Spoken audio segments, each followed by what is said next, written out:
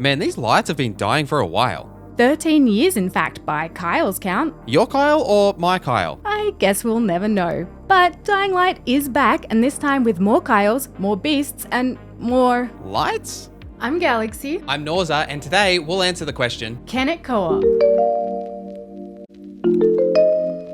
First things first, to unlock co-op play in Dying Light the Beast, you need to make sure of these two things. 1, you need to be on the same platform as your potential co-op partner, as the game does not have cross-play or cross-progression in any way. And 2, you need to complete the Safe Haven mission, which is the second main mission in the game. You'll defeat your first Chimera and get access to the open world. From this point onwards, co-op is drop in, drop out, so you can boot up any save and join someone or have them join your game. Joining your friends is done via the co-op menu. Here you will also see public games that people have allowed anyone to join in their co-op settings. There is also an option to call for help, which when selected, your game will appear with an additional exclamation point on the public server browser to have a higher chance of getting additional random players. Unlike Dying Light 2, Dying Light the Beast does contain shared progression, so main quest and side quests that you are up to will complete in your own personal save as the joining player, if you haven't completed it before. The same goes for map unlocks like safe zones and activities like the dark zones. It is important to note though that the game does not have level sync. This won't matter if you have a dedicated group or friend that you're playing with, but it will be noticeable if you're just doing drop in, drop out with people who have been playing separately. The loot is instanced to you, so you will all get enough resources to upgrade and craft your gear. You can also share items with your co-op companions by dropping them on the floor. We didn't test this with resources, but we were able to drop bandages and weapons. The weapons you drop will be the level they are in your inventory though, so if you're a higher level than other players, they will need to reach that level in order to use that weapon. You can also heal and revive each other, which is important to save experience. You lose experience every time you die and have to respawn. Here you go. I got you, Kyle. Thanks, Kyle. You gonna heal? I'll heal you. I'll heal you, Kyle. Don't worry. There is no ping mechanic, so your partners can't see exactly what you're looking at, or you can't, like, say, mark things, be like, hey, look at that over there. However, you can create waypoints on the map that everyone can see. You just have to go into the map. And in your HUD settings, you can actually toggle on and off player markers. However, in our gameplay, this was actually bugged for Galaxy, and she really struggled to find me. And after I click rejoin, she would actually be able to see, like, the player markers for me, though even though they were enabled for her, she couldn't actually see them, but it did work for me. Completely new in co-op play is that any time you complete a quest or one of these activities, you'll get a co-op package chest that can be opened in your menu. This will contain resources and potentially weapons, but we're not really fans of this idea. Regardless of if you're playing co-op or single player, there are specific rewards granted from quests, often unique weapons, blueprints, etc. So it feels quite against the game's design to give you what is essentially a loot box in your inventory that you specifically have to go to the backpack to open, and this is the only package of this type that you'll need to do this for. We imagine it's a way to balance co-op play around your specific level so you can get gear drops matching your level, except it doesn't feel natural to the overall experience. Unfortunately, much like the rest of the co-op experience. Here is where the co-op experience gets a little dicey. Firstly, you all play as Kyle Crane. 4-player co-op has been in Dying Light since the first game, with this same style of co-op where Kyle, or in Dying Light 2's case, Aiden, is just cloned 4 times. Whoa. Well done, Kyle. Thanks, Kyle. Learned it from the best. This is a bit disappointing from an immersion standpoint. Like, yes, you can all wear different armor and outfits, but it's a bit jarring to see Kyle in front of you, but then also be Kyle yourself. The weirdness extends to the way that cutscenes and story is handled here, as well as in dialogue. Even if a joining player started the conversation, only the host can choose a dialogue option, including the dialogue option to end the conversation. So essentially, if you're the joining player, you're just stuck in that dialogue scene until the host actually closes it. Beginning any cutscene and walking through specific doors or like other joint trigger points, like waiting for the morning, requires all players to be present and not just nearby, like literally standing on top of each other. You can be like 2 meters away and it's simply not close enough. You'll just be instantly teleported to that other player. So sorry if you're out, looting or fighting infected or anything. You have a 3-second warning before you're immediately teleported to whatever player actually triggered that cutscene or event. The other thing to point out as well is that you can manually teleport to your co-op partners at any time via the map. This is a teleport that I do appreciate. I do not appreciate an automatic teleport with a 3-second warning.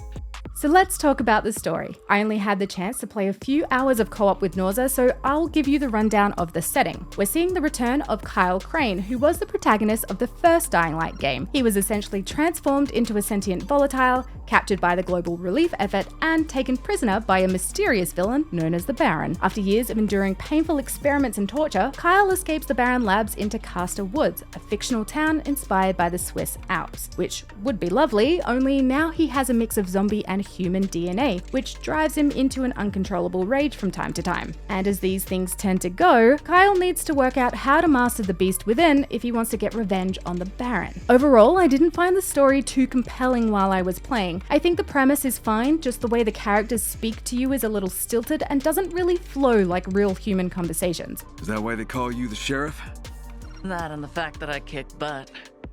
The writing feels like it is designed to hit certain points and the rest is just generic filler. Because of this, I found myself tuning out and not really wanting to approach NPCs to start side quests, fearing the dialogue scenes that would ensue. Though this might have just felt worse for me because of the forced teleporting in co-op that we mentioned earlier. Having experienced more of the story in single player than Galaxy, I can comment more on where the story goes in the overall experience. While having Kyle finally make his return here, his motivations are quite simplistic. The Baron hurt Kyle's feelings and Kyle wants revenge.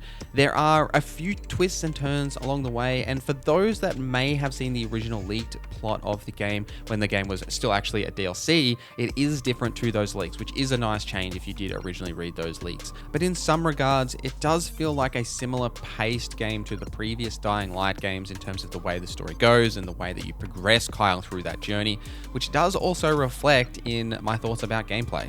Now we're talking about gameplay, the first thing I need to mention straight off the bat is the controller keybinds because they honestly affected my gameplay a lot. On default, the jump button is set to the right bumper and the AX button, depending on which controller you're using, is the kick button. It's very unintuitive and I can't tell you how many times I ended up flailing Kyle's leg about instead of jumping. Of course, I checked all the controller schemes, but you can only cycle through presets and none of them are great. I played on PC, but I don't see why it would be different on console. And for a game with a lot of parkour, having the jump button in an awkward spot is just frustrating. Speaking of parkour, I hated it. It was clunky at best and boring at worst. Nauza assures me there is less of it once you get the grappling hook, but during the missions I played, it felt really jarring, and not just because of the clunkiness. Having epic battle music while you're fighting infected suddenly stop, and you have to spend the next however long, and it can be quite long, solving a parkour section in comparative silence? Yeah, no thank you. We have a lot of games these days with great parkour, so it was pretty disappointing. A quirk of the co-op experience is, well, this. There's a ton of weird animations when another player does almost anything. It's kind of funny initially. Keep going. Oh yeah, there you go. Up and down. I don't think the zombies have any money to pay you. Oh no. But if you're someone who loves immersing themselves into a game, well, it definitely breaks that, which I guess seeing multiple Kyles running around does that too. Something I did like were the boss fights. Big guy. That's what I look like in the morning. I liked the idea of killing a monstrous chimera and then unlocking a new beast skill, because the beast mode is pretty fun and I guess it gives context to new skills and things like that. But something to keep in mind for the co-op experience is that the bosses are scaled to the host level, so they're kind of trivialized by the whole no level sync thing. So combat flow in Dying Light the Beast has seen a significant upgrade since Dying Light 2. Hit this guy from here. Sure. Oh, hang on, try again. Here we go. Oh, no. All right. This time. He even's walking forward for you. There we go. Yeah, there we go. See, first try.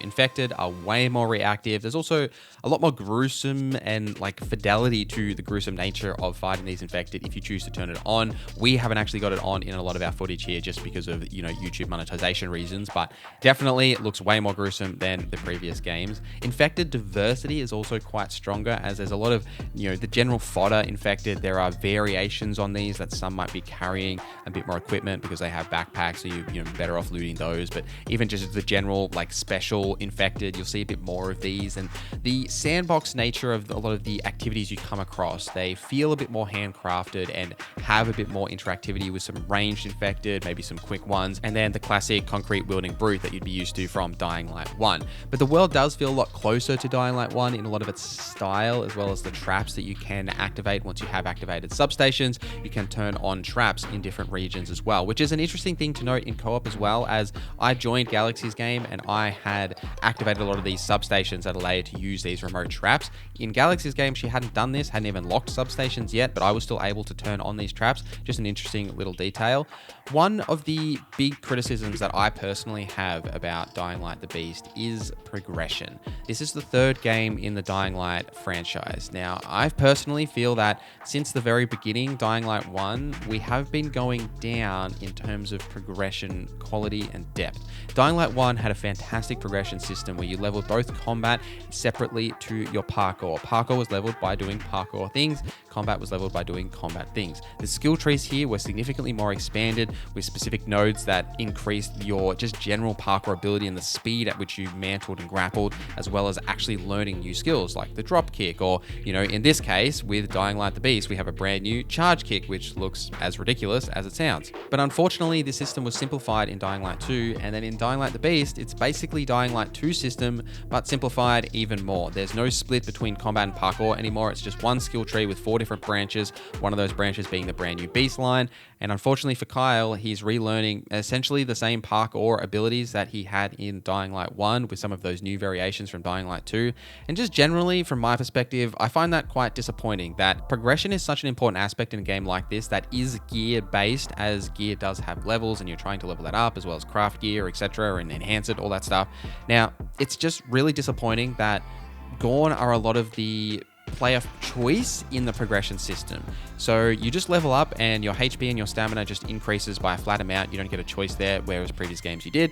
And also you just get a skill point, and the skill tree is much smaller, and you're learning things that you already learned how to do. Like one of the first skills you'll learn is how to drop kick, which you would have learned how to do in Dying Light 2. And Kyle definitely learned how to do that in Dying Light 1. He just somehow forgot to do it in the span of in between those games. The gameplay is generally fun though. I just personally would appreciate a brand new spin on this progression system that isn't just rehashing things that we have already seen before.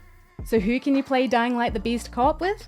Well, because of the complex parkour mechanics and the horror elements of the night, we recommend playing this with someone who is at least a co-casual and has experience in first-person action games. And now we get to ask the magic question: can Dying Light the Beast co-op? Despite Dying Light the Beast supporting up to 4-player co-op, the experience is not enhanced by playing together. It's clear that the animations and gameplay experience is designed first and foremost as a single-player game, as there is not mechanics or gameplay features that are enhanced by playing Dying Light the Beast with friends. Beyond the fact that you get to explore the zombie apocalypse together, maybe that's enough for you, maybe it's not, but for us, it wasn't enough. So if you're looking to team up Or just chat about co-op games, join our Discord linked below. I'm Galaxy. I'm Norza, and this is Can It Co-op?